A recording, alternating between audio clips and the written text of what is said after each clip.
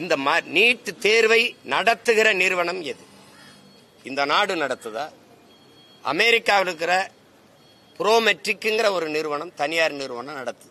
உன் நாட்டின் மாணவனுக்கு தேர்வையே நடத்த முடியாத, அதுக்கு தகுதி இல்லைன்னு சொல்ற நீ, அது அமெரிக்காவில் இருக்கிற ஒரு தனியார் நிறுவனம் தான் உன் நாட்டின் தரமான மருத்துவ மாணவர்களை தேர்வு செஞ்சு தருவாங்கிற நிலைமை எவ்வளவு அவமானகரமானது என்பதை என் இன மக்கள், என் அன்பு சொந்தங்களை ஆழ்ந்து சிந்திச்சு பார்க்கணும். இது எவ்வளவு கொடுமையானதுன்னு பாருங்க. அவன் யாரு? இந்திய நாட்டின் மருத்துவ மாணவர்களை, இந்த நாட்டுக்கு தரமான மருத்துவ மாணவர்களை தேர்வு செய்வதற்கு அவன் எனக்கு நேர்த்திக்கடனா? இந்தியாவில் எந்த மாநிலத்தில் என் பிள்ளைகளுடைய துப்பட்டாவை எடுக்கிறான், பூணூலா இருக்கிறான், தலைமுடியை விரிச்சு விடுறான், முழுக்கை போட்ட சுடிதார்னா அரக்கையா வெட்டுறான், உள்ளாடையை எந்த மாநிலத்தில் கலட்டுறான்? என் பிள்ளையோட உள்ளாடையை கலட்ட நீ யார்? எது கலட்ட? அந்த தேர்வு நடத்துற ஆணையர் அந்த மேற்பார்வையில் கடத்துறான். காவல்துறைக்கு என்ன வேலை? ஏன் அங்க கண்காணிப்பு கருவி வை, சிசிடிவி கேமராவை வை. அப்ப மேற்பாளர்கள் சூப்பர்வைசர் இருக்கான்ல, அவன் என்ன பண்ணிட்டு இருக்காரு? அவர் என்ன பண்ணிட்டு இருக்காரு? பார்த்து எழுதும் போது அப்படிக்க மாட்டாரா? இந்த தோடுக்குள்ளையும் மூக்குத்திக்குள்ளையும் நீ விட்ட மறைச்சு கொண்டு எழுதிட முடியும்னு நம்ப சொல்றேன். ஆனால் இந்த ஓட்டு போடுற பெட்டி, இவ்வளவு பெரிய பெட்டிகளை ஒண்ணும் செய்ய முடியாதுன்னு நம்ப சொல்றேன். இது சரியா பதிவு நடக்குங்கிற இந்த மூக்குத்திக்குள்ள பிட்டு கொண்டு போய் எழுதிடுவான்னு என்னை நம்ப சொல்றேன். அருணா கொடியா இருக்க சொல்ற, பூணூலா இருக்க சொல்ற, தாலியை கழட்ட சொல்ற. இதெல்லாம் ஒரு ஜனநாயக நாடா? ஏன் எனக்கு படிக்கிறது இந்த நாட்டுல மட்டும் நான் விரும்பிய கல்வியை கற்கிறது? மூக்குத்திய போட்டு தரன்ற, இது பண்ற, உள்ளாடைய கலட்டிடுற, வீட்டுக்கு போய் உடைய மாத்திக்கிட்டு வான்ற. இன்னைக்கு ஜவுளி கடையில நீட்டு தேர்வுக்கு ஏற்ப மேலாடை விற்கப்படும் போட்டிருக்கான். நாண்டுகிண்டு சாகவனா அதெல்லாம் பார்த்து இந்த நாடா? அது நாடா? குடிக்க வச்சு தாலியா இருக்கிற, படிக்க வச்சு தேடுவதும் தாலியா இருக்கிற. இது என்ன நாடுது? கேட்டா நாங்க தான் சுயாட்சி நாயகன். இதான் சுய ஆட்சியா? மறுபடி இவங்களுக்கு ஓட்ட போட்டு கேவலப்படுத்தி நாட்டை நாசம் பண்ணிட்டு நான் வந்து உட்கார்ந்தவன நீட்டு நீட்டை பாக்குறேன். நீட்டு வேற எங்கேயாவது காட்டுன்றேன் நான். தலைவர் கலைஞர் அவர்கள் மட்டும் இன்று இருந்தால், அன்று ஸ்டாலின் என்றாலே உழைப்பு உழைப்பு உழைப்பு என்று சொன்னார்கள். இன்று இருந்தால் ஸ்டாலின் என்றாலே சாதனை சாதனை சாதனை என்றால். ஆமா, ஒண்ணுமே இல்லாம இவ்வளவு கொடுமையான ஆட்சியை 5 ஆண்டு நடத்திட்டீங்கன்னா அது சாதனை தானே. அது அப்படி சாதனை தான் சொல்லணும். அப்பா அப்பா எந்த அப்பா பிள்ளைகளை இப்படி பாடாப்படுத்துவார்? அப்பா இந்த அமைச்சர் நாட்டையே கட்டி ஆள்ற பிரதமர், உள்துறை அமைச்சர், நிதி அமைச்சர், இந்த இருக்கிற முதலமைச்சர், இந்த அமைச்சர்களுக்கு என்ன தேர்வு இருக்கு? அப்ப என்ன செய்யணும்னா, மக்கள் தேர்வு செஞ்சுட்டாங்க, எம்எல்ஏ வாரு, எம்பிஆர். ஆனா அமைச்சர் ஆகணும்னா வா, நீ ஒரு நீட்டல் வா, இங்க வாப்பா. ஒரு சிலபஸ், இலக்கியம், வரலாறு, அறிவியல், புவியியல், வேளாண்மை, மருத்துவம் எல்லாவற்றையும் ஒரு பாடமா வைப்பா, வச்சு படிப்பா. படிச்சு உண்மையிலேயே நல்ல நீதிபதிகள், நேர்மையான ஓய்வு பெற்ற நீதிபதிகள் அதை திருத்தட்டும், வேல்யூ பண்ணட்டும். வந்து நீ எழுதி வந்து அதிக மதிப்பெண் பெற்றுட்டாங்க. நல்ல மதிப்பெண் பெற்றவர் பிரதமர், முதலமைச்சர், ஓரளவுக்கு பெற்றவர் உள்துறை அமைச்சர். அப்ப வருவான். தோற்று போனா வெளியில போய் சாதாரண எம்பி எம்எல்ஏவா இரு. சும்மா வந்து எல்லாரும் தேர்வு எழுதுன, இவர் எதையும் எழுத மாட்டாப்ல. இது 2.0 வருதுல, திராவிட மாடல் 2.0ல, அது இதை விட நல்லா இருக்கும். தம்பி ரொம்ப வேதனை வந்துருச்சு, நான் சிரிச்சுட்டு அப்படியே போயிடணும் தம்பி. இப்ப எனக்கு வந்து ரொம்ப வேதனையா இருக்கு, வலியா இருக்கு, சிரிச்சுட்டு போயிருவோம் வாங்க. ஆனா இதை சரி செய்யணுங்கிற வெறி. இப்ப உங்களுக்கு ஒரு கோபம் வருதுல்ல, இந்த கோபத்தை தயவு செய்து, இந்த கோப நெருப்பை அணைய விடாம இருங்கன்னு ஒரு 6 மாசம் தான் இருக்கு. இவங்களை பொசுக்கணும், தயவு செய்து இவங்களை ஒழிக்கணும். மாநில தன்னாட்சி, மாநில சுயாட்சி நாயகர் என்று விழா எடுத்து பாராட்டி கொள்கிறவர்கள் வெக்கப்படணும். இந்த நீட்டுங்கிற இந்த தேர்வு முறையில் பல கேள்விகளை நாங்க எழுப்புறோம். அதுக்கு யாரிடத்திலையும் பதில் இல்லை. இந்த நீட்டுங்கிற தேர்வு முறைதான் தரமான மருத்துவரை உருவாக்கும் என்பதை எப்படி உறுதி தர்றீங்க?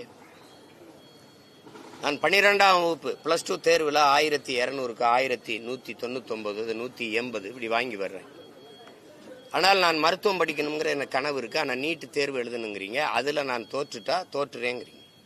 ஒரு 850 மதிப்பெண்களை பெற்று அதை எல்லையில தேர்ச்சி வர்ற, பார்டர்ல பாஸ் பண்ணி வர்ற ஒரு மாணவன் நீட்ல தேர்ச்சி பெற்றால் அவன் மருத்துவம் படிக்க தகுதியான மாணவன்கிறீங்க. இது எந்த மாதிரியான போக்கு என்பதை மனச்சான்று இருக்கிற மக்கள், அறிவார்ந்த பெருமக்கள் இதை ஆழ்ந்து சிந்திச்சு பார்க்கணும். இந்த நீட், அதுக்கு சிறப்பு பயிற்சிங்கிற பேர்ல பல ஆயிரம் கோடியை அதை நடத்துகிற முதலாளிகள், நிறுவனங்கள் சம்பாதிக்கிறதுக்கு வழிவகுத்ததை ஒழிய தரமான மருத்துவரை உருவாக்குதா, போலி மருத்துவர்களை உருவாக்குதா என்பதை உங்கள் முன்னாடி உங்க பார்வைக்கே நான் வைக்கிறேன். இந்த நீட் தேர்வை நடத்துகிற நிறுவனம் எது? இந்த நாடு நடத்துதா? அமெரிக்காவில் இருக்கிற ப்ரோமெட்ரிக்ங்கிற ஒரு நிறுவனம், தனியார் நிறுவனம் நடத்துது. இந்த கேள்வியை நான் பலமுறை எழுப்பியிருக்கேன். உன் நாட்டின் மாணவனுக்கு தேர்வையே நடத்த முடியாத, அதுக்கு தகுதி இல்லைன்னு சொல்ற நீ, அது அமெரிக்காவில் இருக்கிற ஒரு தனியார் நிறுவனம் தான் உன் நாட்டின் தரமான மருத்துவ மாணவர்களை தேர்வு செஞ்சு தருவாங்கிற நிலைமை எவ்வளவு அவமானகரமானது என்பதை என் இன மக்கள், என் அன்பு சொந்தங்களை ஆழ்ந்து சிந்திச்சு பார்க்கணும். இது எவ்வளவு கொடுமையானதுன்னு பாருங்க. அவன் யாரு? இந்திய நாட்டின் மருத்துவ மாணவர்களை, இந்த நாட்டுக்கு தரமான மருத்துவ மாணவர்களை தேர்வு செய்வதற்கு அவன் எனக்கு நேர்த்திக்கடனா? இது எங்க? இல்ல எங்க குலதெய்வம் கோயில்ல வந்து எந்த கோயில்ல வந்து அவனுக்கு என்ன தேவை இருக்குது? என்ன தேர்வு இருக்குது? ஒரு மாணவனை தேர்வு செய்யற தேர்வை நடத்த முடியாது. நீ ஒரு நாட்டின் தலைவனை தேர்வு செய்யற தேர்தல் எப்படி சரியா நடத்துவ? எப்படி நடத்துவ? இதுல என்ன முறை? நீட்ல நான் தேர்ச்சி பெற்று வந்துடுறேன். எனக்கு பாடம் நடத்தக்கூடிய பேராசிரியர் பெருந்தகைகள் யார்? மருத்துவ பேராசிரியர்கள் யார்? பழைய மருத்துவர்கள் தான். அந்த பாடத்திட்டம் என்ன? பழைய பாடத்திட்ட முறைதான். அப்ப அதே பேராசிரியர் பெருமக்கள், அதே பாட முறை, எப்படி அப்புறம் மருத்துவம் மட்டும் இப்படி தரமா வந்துடும்? அதே தரம் தான். ஆனால் நீட்டு தேர்வு எழுதி வருவதாலேயே ஒரு தரமான மருத்துவன் வந்துருவான்னு நீங்க சொன்னா இது எவ்வளவு பெரிய வைத்துக்காரத்தனம்ங்கிறத சிந்திச்சு பார்க்கணும். இந்த தேர்வு முறையை கொண்டு வரும்போதே ஒடுக்கப்பட்ட, கல்வி பல ஆயிரம் ஆண்டுகளா பல நூறாண்டுகளா மறுக்கப்பட்ட சிற்றூர்கள்ல நான் வசதி இருக்கு, தனித்திறன், தனி பயிற்சி வச்சு படிச்சுக்கிறேன். எனக்கு மின் விளக்கு இருக்குது, எனக்கு எல்லாம் இருக்குது. ஆனால் இது எதுவும் இல்லாத சிற்றூர்கள் இருக்கிற மாணவன், அவனுக்கு மருத்துவ கனவு வரக்கூடாதா? கிராமப்புறங்கள்ல வரக்கூடாது? கல்வி மறுக்கப்பட்ட சமூகங்கள் இருக்குது. இந்த தலைமுறையில தான் படிச்சவங்களா இருக்கு. நான்லாம் எங்க ஊர்ல 5வது பட்டதாரி.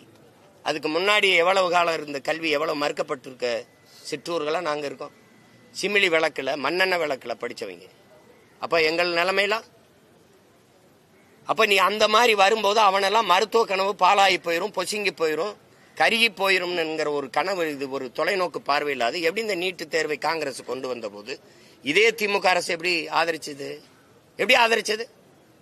என் தங்கச்சி அனிதா செத்த பிறகு ஏற்பட்ட புரட்சியில, அவன் மரணத்தில் ஏற்பட்ட கொந்தளிப்பு கொதிப்புல உடனே ஐயோ இல்ல நாங்க அப்படி இப்படி நீட்டை நாங்க ஒழிப்போம், அதுக்கு ரகசியம் வச்சிருக்கோம்னு நீங்க கதை விட்டீங்க. 60 லட்சத்துக்கு மேல கையெழுத்து வாங்க. நீங்க என்ன பண்ணீங்க? சேலம் மாநாட்டில் குப்பையில் தூக்கி போட்டு போயிட்டீங்க. யார்கிட்ட கொடுத்தீங்க அந்த கை? ஐயா பிரதமர் மோடியை சந்திச்சீங்க, ஐயா உள்துறை அமைச்சர் அமித்ஷாவை சந்திச்சீங்க, முதல்வர் சந்திச்சார், தம்பி உதயநிதி துணை முதல்வர் சந்திச்சார். என்ன செஞ்சீங்க? எங்க கொடுத்தீங்க? என்ன கொடுத்து எங்க கொடுத்தீங்க? இது பாதிக்கும்னு தெரியாம எப்படி இந்த முறையை கொண்டு வந்தீங்க? சரி, நீட்டை எழுதுறாங்க. இந்தியா முழுமைக்கு மாணவர்கள் நீட்டு தேர்வு எழுதுறாங்க. என் மாநிலத்தில் மட்டும் ஏன் இந்த கொடுமை நடக்குது?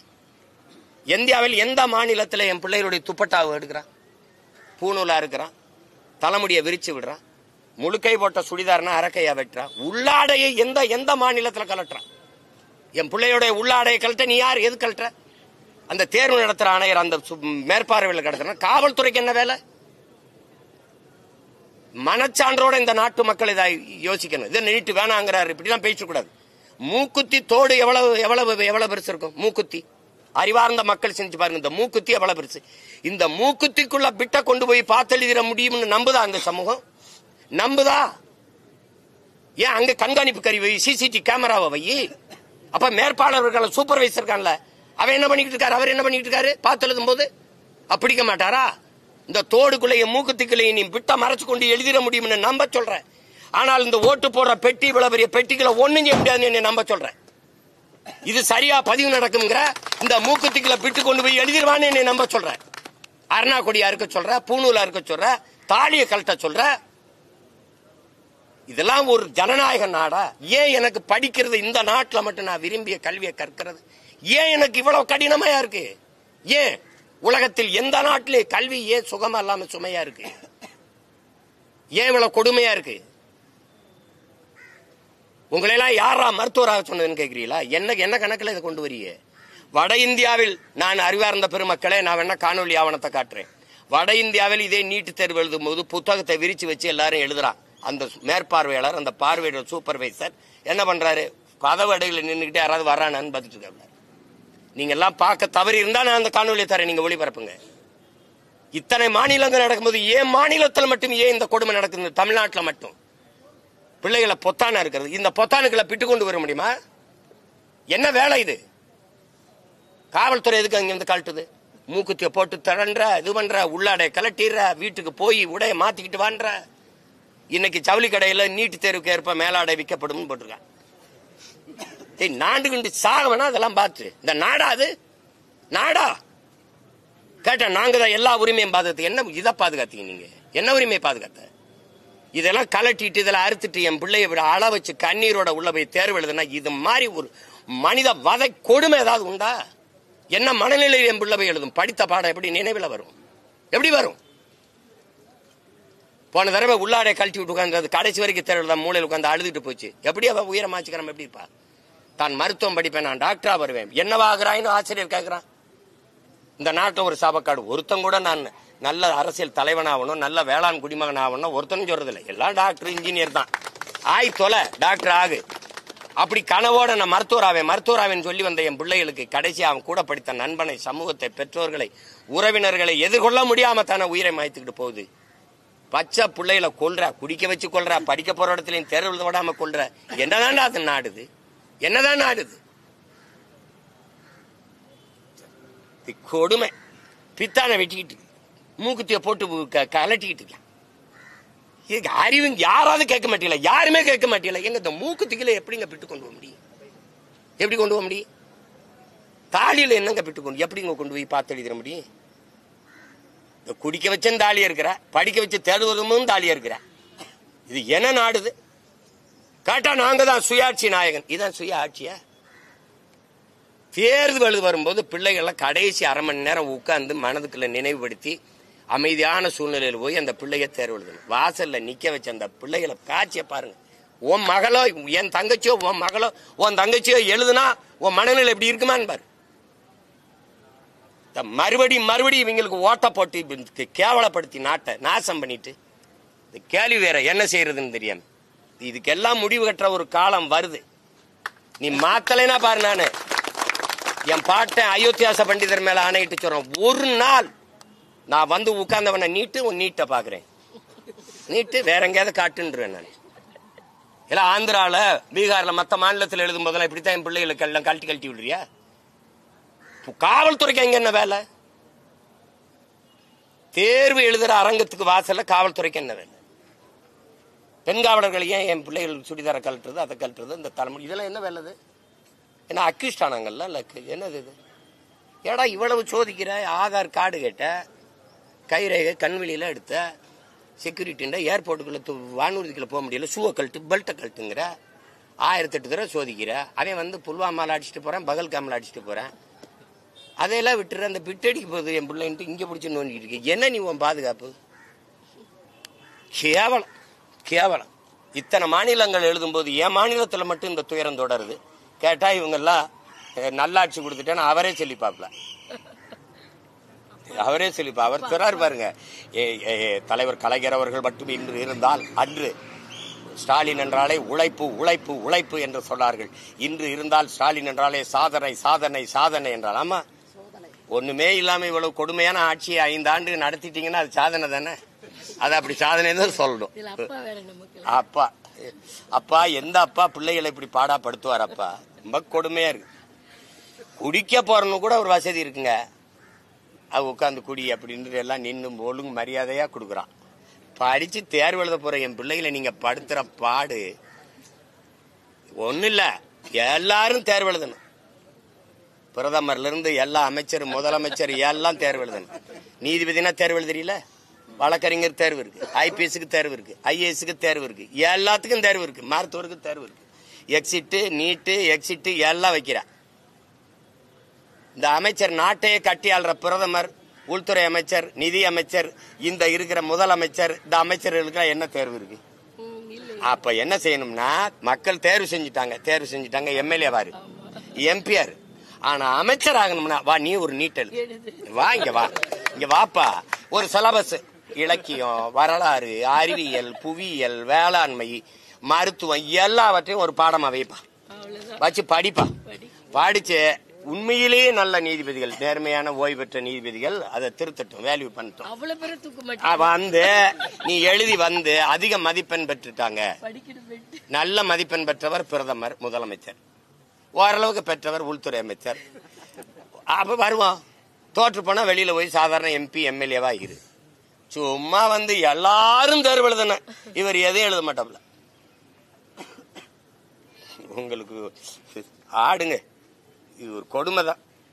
வேற ஏதாவது கேளுங்க, வெறியாயிரப்புறேன்.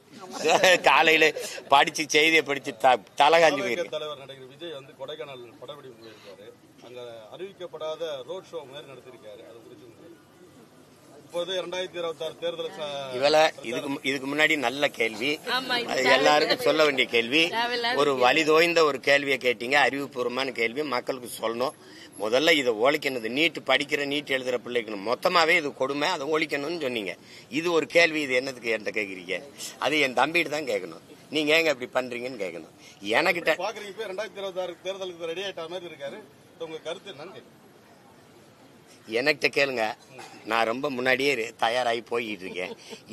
ஏன் கட்சி, ஏன் அரசியல், இவங்க 2 பேருக்கு இல்ல, இவங்க 2 பேருக்கு தான்.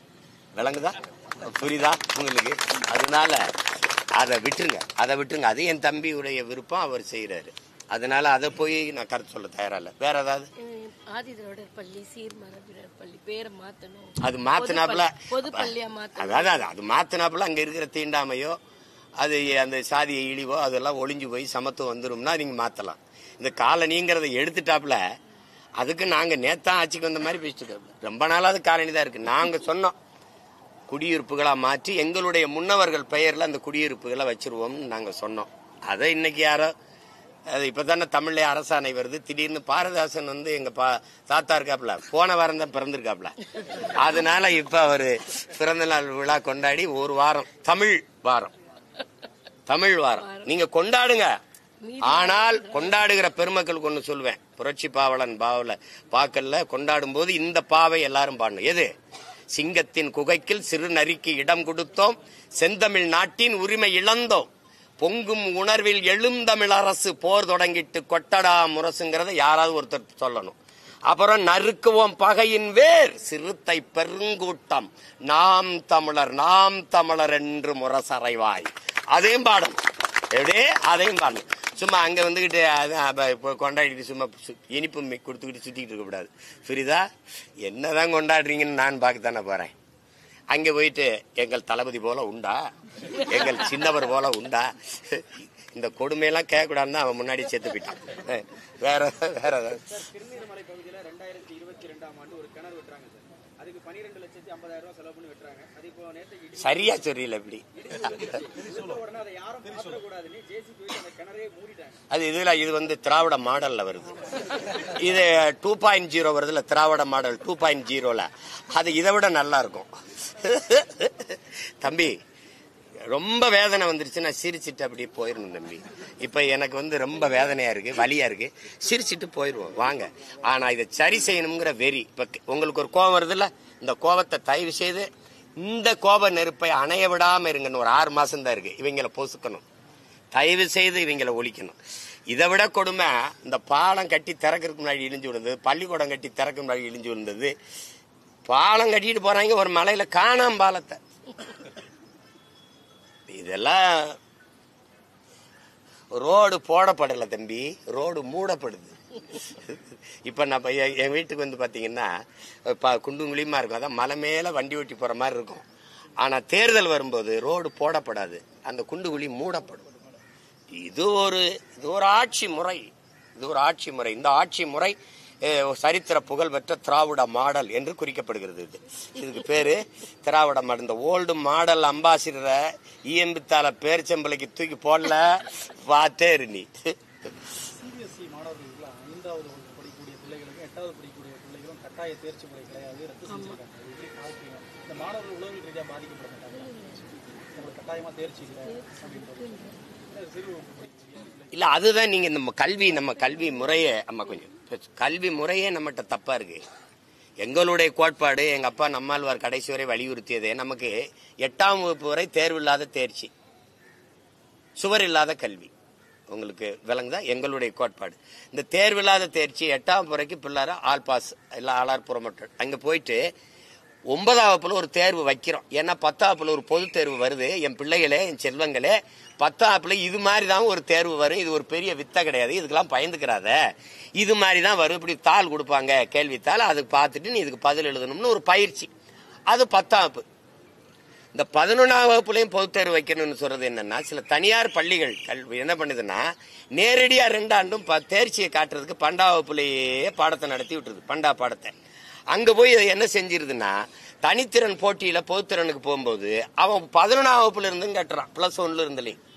அப்ப தெரியாம போயிருது பாடம். அப்ப நீ இதுல என்னன்னா, இந்த கல்லூரி படிக்கிற மாதிரி 11ஆம் வகுப்புல ஒருவேளை ஒரு பாடத்துல போனா 12ஆம் வகுப்புல சேர்த்து எழுதிக்கலாங்கிற ஒரு முறையை கொண்டு வந்தா நம்ம பிள்ளைகளுக்கு 2 பாடத்தையும் சரியா படிச்சு தேர்வு பண்ணிடும். அதுக்காக தான் 8ஆம் வகுப்பு வரைக்கும் தேர்வு இல்லாத ஒரு தேர்ச்சி முறையை கொண்டு வரணும்னு நாங்க சொல்றோம். இப்ப நீங்க சிபிஎஸ்இல இதை சொல்றீங்க, இன்னொரு பக்கம் புதிய கல்விக் கொள்கையில அவன் 3ஆம் வகுப்பு 5ஆம் வகுப்பு 8ஆம் வகுப்புல பொது தேர்வு எழுதுன்றான். உலகத்திலே கல்வியில முதலிடத்தில் இருக்கிற நாடு தென்கொரியா தான், 2வது ஜப்பான், 3வது சிங்கப்பூர். அந்த தென்கொரியா என்ன செய்யுது, 8 வயசுலதான் பிள்ளைய 1ஆம் சேர்க்குது. நீ என்னை 8 வயசுல பொது தேர்வு எழுதுங்கிற, புரியுதா? அப்ப அவன் என்ன சொல்றான்னா, ஒரு பொது தேர்வு எழுதும் போது அந்த பிள்ளை தோல்வி விட்டுருச்சுன்னா அந்த கல்விங்கிறது நெஞ்சுக்குள்ள ஒரு நஞ்சா பாய்ந்துரும். பள்ளிக்கூடம் போறதே நரகத்துக்கு போற மாதிரி ஆயிடும். அப்ப அந்த கல்வி இருக்கிற மனநிலிருந்து இந்த பிஞ்சு மனசு ஒடிஞ்சு மனநலம் பாதிக்கப்பட்டு சமூக சீரழிவு ஆயிரும். அப்ப அதனால இது கல்விங்கிறது எப்பவுமே சுகமா இருக்கணும், சுமையா இருக்கக்கூடாது. நாங்க வரும்போது வீட்டு பாடம் ஹோம்ஒர்க்கே கிடையாதுங்கிறோம். அங்க படி 5 பாடத்தையும் நான் படிக்கணும், 5லயும் 100 வாங்கணும். வரலாறு நடத்துற ஒரு புவியல் தெரியாது, புவியியல் நடத்துறதுக்கு அறிவியல் தெரியாது, தமிழ் நடத்துறதுக்கு ஆங்கிலம் தெரியாது, ஆங்கிலம் நடத்துறதுக்கு கணிதம் தெரியாது. எல்லா ஆசிரியரும் தனித்தனியா நடத்துவாங்க. ஆனா படிக்கிற நான் 5லயும் 100க்கு 100 வாங்கணும். 4 பாடத்துல 100. உன்னை மாதிரி அறிவாளி கிடையாதுடா, உன்னை மாதிரி டே இவனை மாதிரி படிங்கடா. அறிவியல் ஆசிரியர், புவியியல் ஆசிரியர், அப்புறம் கணித ஆசிரியர். ஆங்கிலத்துல தோத்துட்டேன், முட்டா பையல, அறிவு கட்டவனே, நீ எல்லாம் ஆடு மாடு மேய்க்க தாண்டா லாய்க்கு. எப்படி 4 பாடத்துல பாராட்டினது ஆசிரியர் பாராட்டினது உண்மையா? ஒரு ஆசிரியர் அறிவு கட்ட முட்டா பையன்றாரு, அது உண்மையா? இதெல்லாம் ஒரு கொடுமை. அதுக்கு தான் நாங்க என்ன சொல்றோம், தனித்திறன் கல்வி. வீரத்துறவி விவேகானந்தர் இந்த நாட்டுக்கு போதிச்சது அதுதான். ஒவ்வொரு மனிதனுக்குள்ளும் தனித்த பேராற்றல் மறைந்திருக்கிறது, அதை கண்டுணர்ந்து வெளிக்கொணர்வதற்கு பேர் தான் கல்விங்கிறார். சச்சின் டெண்டுல்கர் பந்த அடிச்சாரா படிச்சாரான்னு அவன்கிட்ட பதில் இல்ல. எங்களுடைய ஈடு இணையற்ற இசை மேதை எங்க அப்பா இளையராஜா படிச்சாரா, இசை அமைச்சாரா? எங்க ஐயா நடிகர் திலகம், உலகத்துல அவரை மிஞ்சின ஒரு நடிகன் இன்னும் பிறக்க போதும்ல. படிச்சாரா நடிச்சாரா? ஒரே ஆற்றல், அவனை மிஞ்ச ஆள் கிடையாது. அப்படிதான் எங்க ஐயா அப்துல் கலாம். ஒரே துறை, அறிவியல் துறை, ஒரே துறையிலுக்கு அவன் ஜவஹர் பழனியப்பன் இன்னைக்கு அமெரிக்கால மிகப்பெரிய மேதையா இருக்கிறார் எங்க ஐயா மருத்துவர். எங்க அப்பா முத்தமிழன்லாம் இன்னைக்கு அமெரிக்கால பல மருத்துவர்கள் உயர்ந்த மருத்துவ நிலையில இருக்காங்க. ஒவ்வொருத்தரும் அப்படிதான், ஒரே துறை தான். எங்க அப்பா பாரதி ராஜாவை எங்க அப்பா இளையராஜா மாதிரி இசைமின்னு சொல்லக்கூடாது, இந்த பாவத்துக்கு அந்த அப்பா மாதிரி படம் எடுன்னு சொல்லக்கூடாது. அவரவர் துறையில் மேதமை, அதை நீங்க பாக்கணும். கால்பந்து ஆடுறவனை கைப்பந்து ஆடுங்கிறது, கைப்பந்து ஆடுறவனை கால்பந்து ஆடுங்கிறது. விருப்பத்துக்கு விளையாட விடு. தனித்திறன் ஆற்றல சாதிச்சவன் தான். உலகெங்கும் நோபல் பரிசு பெற்ற பேரறிஞன் ஒரே துறையில் சாதிச்சவன் தான். அப்படித்தானே? நீங்க அதை விட்டு சும்மா போட்டு எல்லாம் செய்யணும். நீங்க இதுக்கு போட்டு கொண்டுகிட்டு இருக்கீங்க. காலையில் விளையாண்டு கிரிக்கெட் விளையாடு ஒன்னும் இல்லை. இப்ப சூப்பர் சிங்கரு, இந்த சிறந்த யார் உங்களில் பிறகுதவ, அதெல்லாம் நடக்குதுல. நடன போட்டி, பேச்சு போட்டி இல்ல, என்ன நடக்குது? பாடி நம்ம பிள்ளைய சிறந்த இசை பயிற்சி பெற்று பாடுதுங்க. எல்லா நாடுகளுமே பாடுது, புகழ் பெறுது, பொருளாதாரத்தில் மேம்படுது. அவ்வளவுதான் வாழ்க்கை. போட்டு இங்கிலீஷ் பேசிட்டா English knowledge, not a language. குழப்பிக்காத போட்டு. அடுத்தவன் மொழி உனக்கு அறிவுன்னு அலைகிற அறிவு கட்டத்தனத்தை முதல்ல விடு. சும்மா பைத்தியக்கார மாதிரி. பிரிட்டன்ல பள்ளிக்கூடம் போகாத விட நல்லா இங்கிலீஷ் பேசுவான், அவனுடைய தாய்மொழி அது. அதை அறிவுன்னு அழிஞ்சுக்கிட்டு இருக்க நீ. என்னத்தே ஒண்ணு, இது ஒரு கொடுமை. இந்த முறை ஒழிக்கணும்னு நினைக்கிறோம். அதுக்கு ஒரு காலம் வருது, விரைவில் வருது. வேற ஏதாவது